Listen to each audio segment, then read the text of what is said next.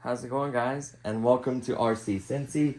Today we have a new plane for you guys, but before we get into this video, I just want to apologize to my viewers. I haven't really posted anything in almost a month. It's been a little over 3 weeks, and it's just been crazy with work and personal life, so just a lot going on, you know, and I just honestly haven't had the time to do the videos, and I want to apologize for that. Of course, there are tons and tons of content on the channel, well over 400, I want to say 60, 70 videos. So feel free to check any of those out. You guys still show me tons of love. Well over 11,600. You know, channel is close to 3.5 million views.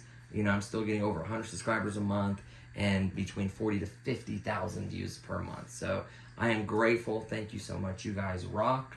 But I just want to put that out there. I do have other products and boxes I'm going to be reviewing and doing actual videos on. That's another problem, is I might have, you know, 15-20 minutes to do a video, and then I run out of time and can't actually test the product. So I am going to work on a bunch of those. I'm just going to group them together. I think this coming weekend I'm just going to take the time and shoot a few drone videos, cars, whatever I've kind of haven't gotten around to doing the video for. I will try to accomplish that this coming weekend. So I will dedicate most of the weekend to that. So without further ado, this is a airplane from Horizon Hobby. It's made by E-Flight, Horizon Hobby distributor. This is the Cirrus SR22 1.5m. It's about 8 or 9 months old. It does have the newer smart technology Avion ESC. It has I think AR like 631, so it's a newer one. I think those have some telemetry features, of course, AX, 3X, and safe. This is the bind and fly version. You can also get it as a PMP. You can see it just says smart technology, functional extras like LED lights, and operational slotted flaps and more. So this is a scale replica of General Aviation Icon, so it is officially licensed through the manufacturer actually makes this. This is a General Aviation plane.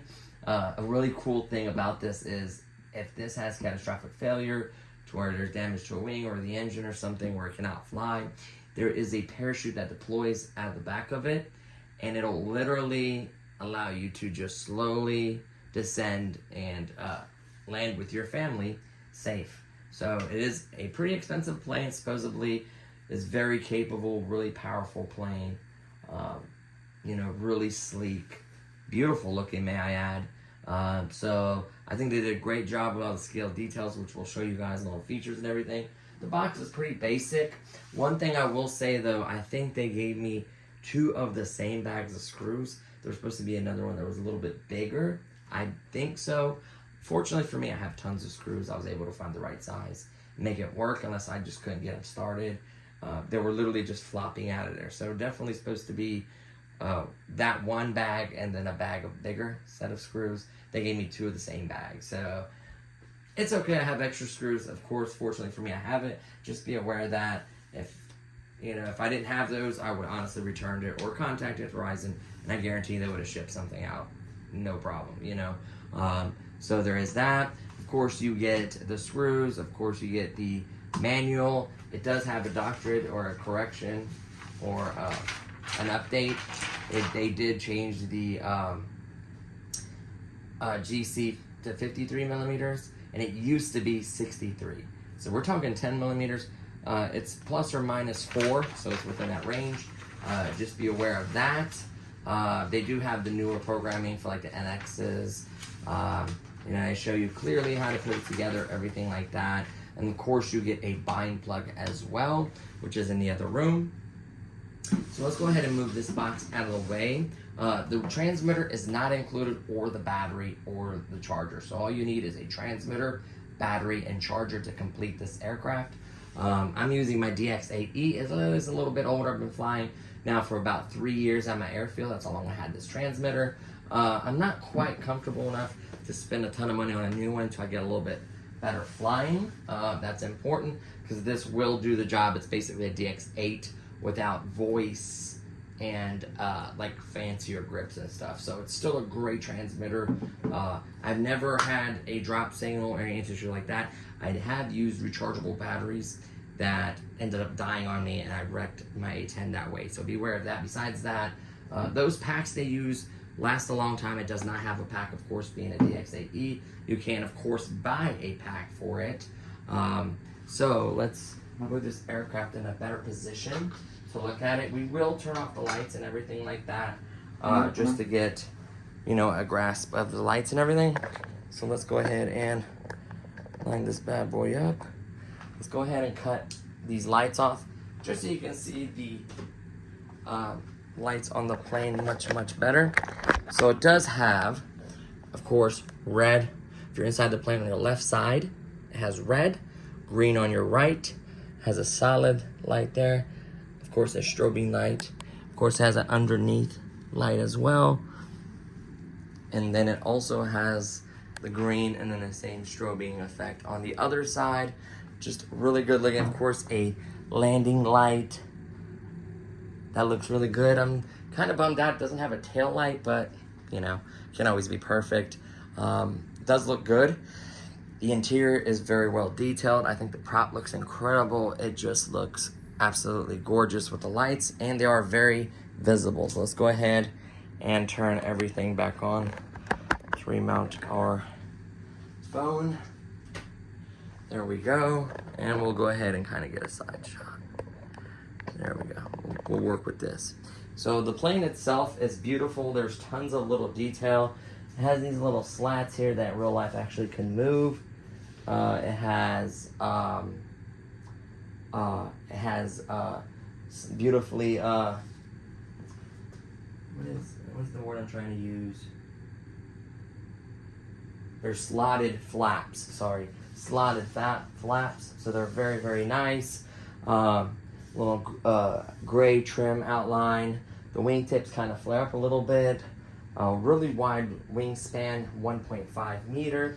It does have like little gas tank, little like stickers that look like where you refuel it. Has tons of little grips where you would climb an aircraft. Of course, antennas. There is one on the back of the plane. There are antennas on the underneath as well. So please beware of that because they will be easy to damage. You can see all these little antennas and stuff, and you gotta watch that. Of course, all the servos are covered. Has nice little wheel pans on the wheels. This, you can access the servos. Underneath that is magnetic. The hatch itself is magnetic. This one actually will pop off as well. Once you put the prop on though, you cannot pop this one off. But you can undo the prop, pop this one off and see your ESC, your motor, everything. That's really nice. Really nice, beautiful 3-braided prop with stickers and nice little white tips will make it look really good when it's flying. Let's go ahead and pop off this canopy. You can see the pilot looks absolutely stunning. Very detailed. You can see the seat, kind of some of the instrument panel right there. Look at that. I think that looks absolutely beautiful. You can actually see the seats. So they went pretty far with that. 4 magnets on each side, and then a tongue on the front that kind of slides in. The 80 amp one actually has a heat sink. As you can see right there, there's a heat sink on the ESE. Of course, I'm using a 3300 4S EDC pack, so it's got tons and tons of punch. Everyone says to put it right where the gray begins, right there. I need to balance it for myself. I am using a connector because it does have a smart connector. What else? Just a really, really nice brushless motor. You can see the servos back there through this little window. You can kind of see the servos right there. So it's really, really nice.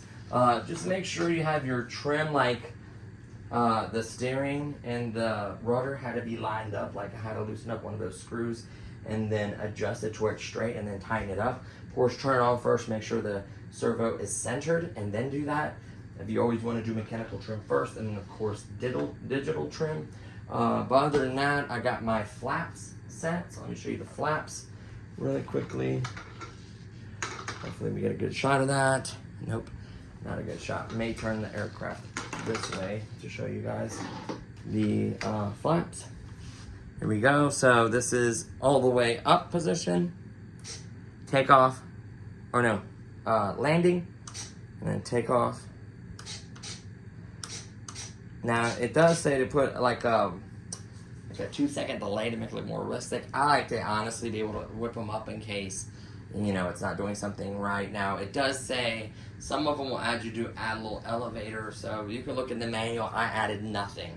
I'm gonna start that way and then add it.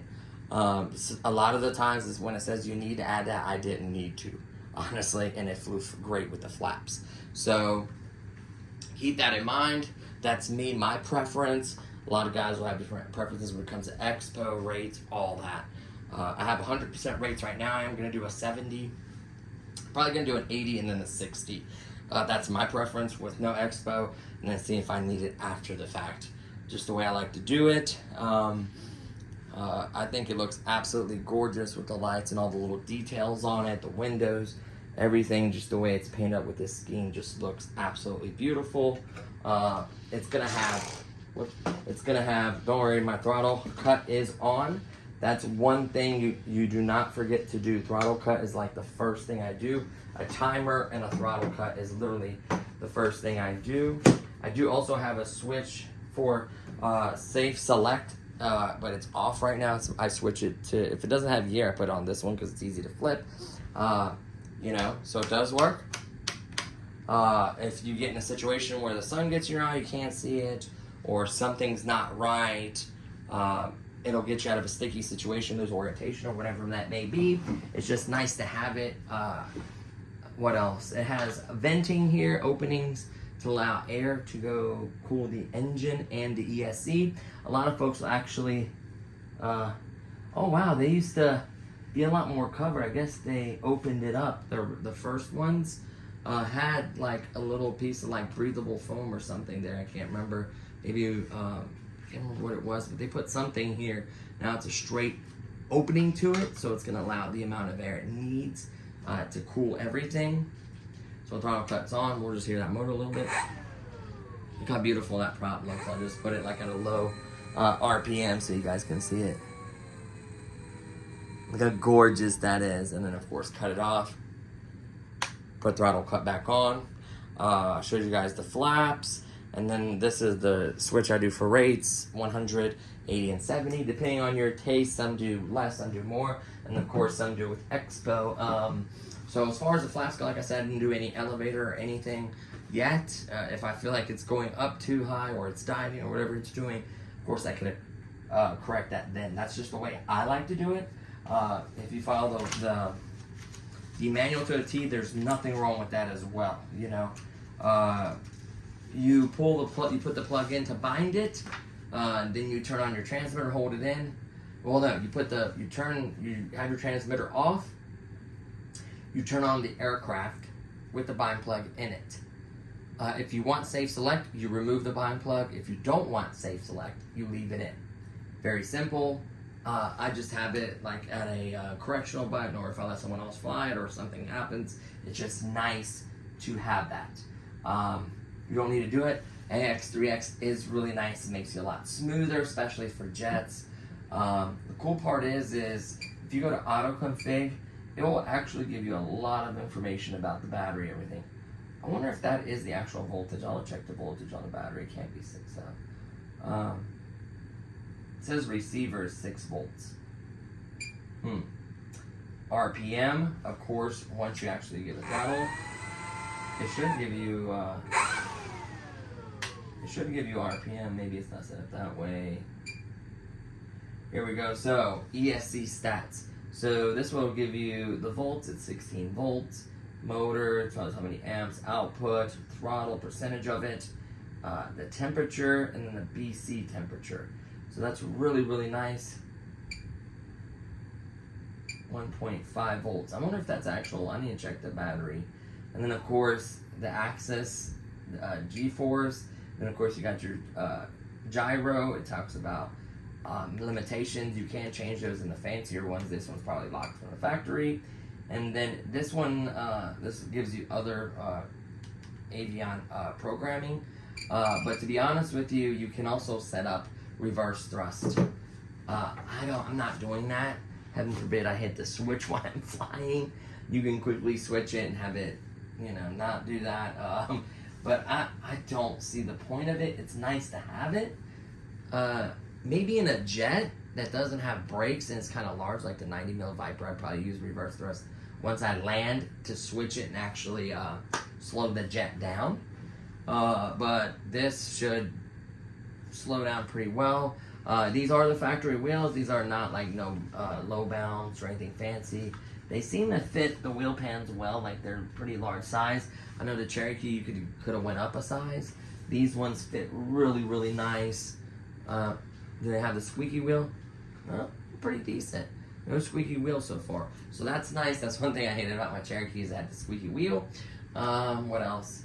And that's really the gist. I set a 7. It says the recommended set a lower timer. This is a 3300 4S. The way I fly, I would probably could get 10 minutes, but I set it to 7, and then I'll land. I'll probably land at 5 and then check it just to be safe. What else? Really, I think that's the gist of it. So, not the most expensive plane, $299. I don't think it's a great deal either, but it's not bad. What made this one so enticing is the newer receiver, not the old, the B series, whatever. It's actually an AR631. You're getting an 80 amp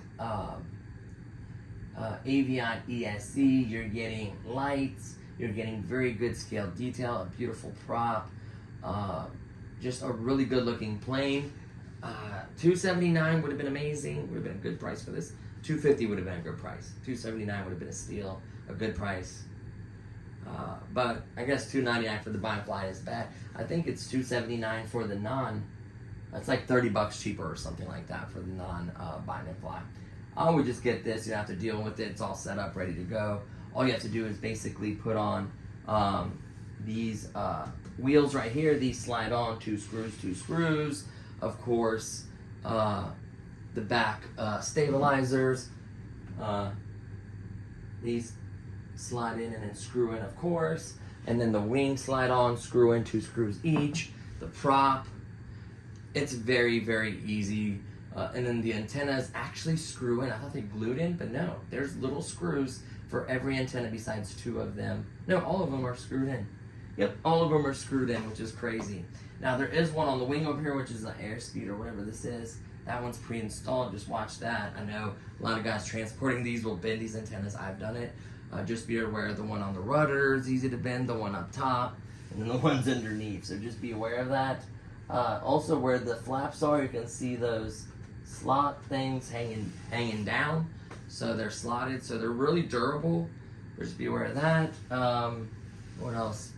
I think the pans look amazing. They have little detail on the pans. Just really good looking plane. So I'm anxious to see how this is going to perform. I think with my 80C, this is going to be one fast plane. This is a 3300 80C 4S pack and an 80 amp ESC with a decent size motor. See if I can see which one is it. If I could see it, I'll tell you guys. E-Flight.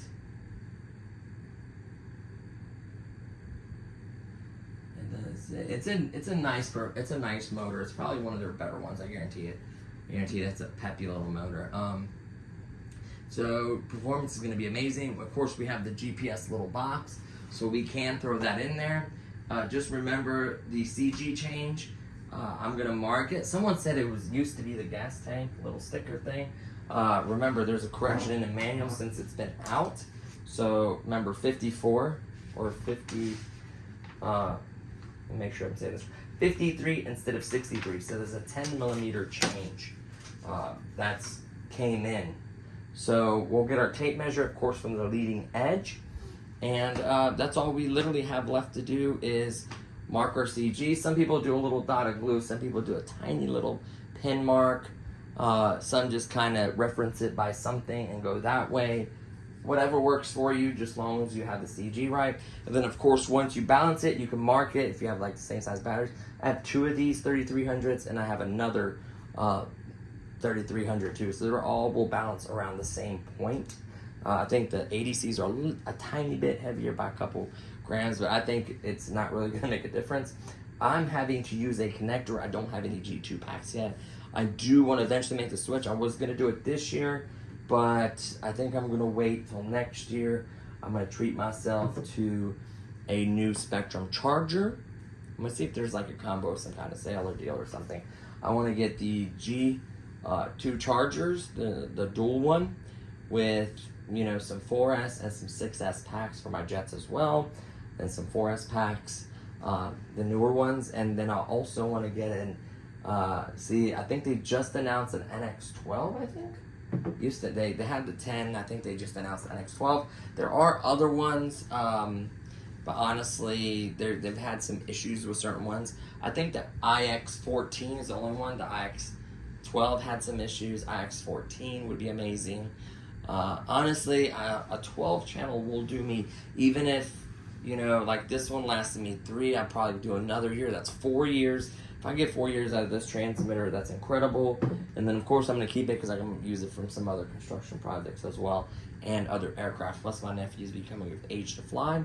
And then I'll let you guys know how the transition to a new radio, of course, and then the new packs and everything like that. We'll do a few full reviews on those. So this is my 4th year since I took like a huge break. I started flying in 07. I flew a trainer for a few months and then sold it and was doing overclocking on computers. So I needed parts and money for that. So yeah, I wish I would have stuck to it. I could only imagine where I'd be at right now if I've been flying since 2007 instead of like 2020. So yeah, big difference. This is literally my 3rd season. And I only fly on the weekends and in spring to fall. I don't fly in the winter. So I'm really kind of a novice pilot, to be honest with you. But I can fly. I just can't do the fanciest tricks, but I can pretty much fly anything and land it in one piece. Now I still wreck planes. If you don't wreck planes, you're not really flying. That's what my buddy says. A guy's been flying for 30 years, my planes, and he still wrecks them. It happens. There's pilot error. There's other factors as well. So I've had my fair share of wrecks, but I think this one's going to be a fun little flyer. So that's going to do it for this video, guys. I just wanted to share this plane with you. Honestly, I know I don't really do flights just because it's crazy. I get up super early. My wife doesn't want to get up at 7:30 and go to an airfield. In hat cam, I could barely follow a car, let alone a plane, so I'm not even going to try that. It's just my time to enjoy it, but I do want to give you guys information and tell you guys about the model itself. There's tons of way better pilots actually doing the maneuvers, but as far as like, setting up and give you my experience with the aircraft and what I like about it. So, yeah, I think this is cool. This pilot definitely looks better. This is the V2 version, by the way. They had a V1. It wasn't as powerful. I don't think it looked as good. It was like a blue scheme. This one's been upgraded quite a bit. Something was weird. I remember I watched a video on a fellow YouTuber, Brian Phillips RC. If you like planes, he's really, really into it. I mean, just goes the extra mile. Very long format, but very informative. I've even had to go to him with some models for some information, and yeah, he has a lot of fun with it. He enjoys it, and he pushes it how the aircraft should be pushed. I don't go that far. So yeah, he was talking about the pilot, and I haven't anti-Pinocchio nose is what he called him. But this pilot looks good. I'm really happy with the detail of it, really happy. You can do a little more in there, but I think it's great the way it is. I think it looks great. Let's just fly it, and maybe we'll revisit this later on. I'll give you my honest opinion on it. Maybe I could talk to a couple of the members, the morning crew is what I call them. Maybe we can start getting some flights, even if someone else flies the planes. I don't care, or I'll give them credit, whatever they want. Just get some of these incredible pilots that are up there at Hawks RC. They just seal coated the runway not that long ago. We were trying to get funding for a new runway, 30 feet wide by 500 feet long. It is not cheap. Luckily, we came up a little bit on the members. We're still down a little bit. The goal is to at least have 100 members. I think we're at maybe 70, 80. So we are starting to pick up, which is a great thing. Keep the hobby alive. I absolutely love the community there and the RC community in general. Just be kind to one another. I don't know everything. I'll give you my honest and best knowledge that I have. If tips, tricks, anything, feel free. Just keep it family friendly. You don't have to be that guy, So, yeah. But hopefully we'll get into other stuff. I have some toy grade stuff. I have some other hobby grade stuff. Just I have not got around to. We'll just do it. And I'm going to be announcing some stuff here soon. I actually got some shirts made. I actually need to meet up with the guy and pick them up. If you're interested, I'll give you guys his information and he can make them, whatever you want, or make the ones I have. If you guys do want an RC Cincy shirt, it would go through him. I don't even want any money, or you'd be paying him and he'd be shipping directly to you. What else? I'm gonna be doing kind of not a swap meet, but there's a flea market up in Hamilton. It's called Hamilton Treasures. Booths are like $25. I thought about getting another one, literally, and selling everything I can for dirt cheap just to make some room. I'm in the process of redoing my room. I actually got some shelves organized. I actually can sit at my desk again. This was just way too big. So I'm gonna be taking tons of mostly toy grade. Some of the nicer stuff I keep. Like, I can't keep everything. I would love to, but I just cannot. So there'll be dirt cheap prices on them. And if I don't sell it, I may even give away some stuff. So if you're in the area, stop by, say hi. I'm friendly, I promise. We can talk it up, have a good time, whatever. Great little place. There's tons of vendors indoors and outdoors, of course, if it's raining. So hopefully I see you there. Maybe I'll give you guys a heads up, Facebook or something, when I plan on doing it. If not, I wish you guys happy flying, happy whatever RC, crawling, whatever you're into. Enjoy, get out there, have some fun, and I'll be seeing you guys in the next one. Thank you so much for watching. Peace.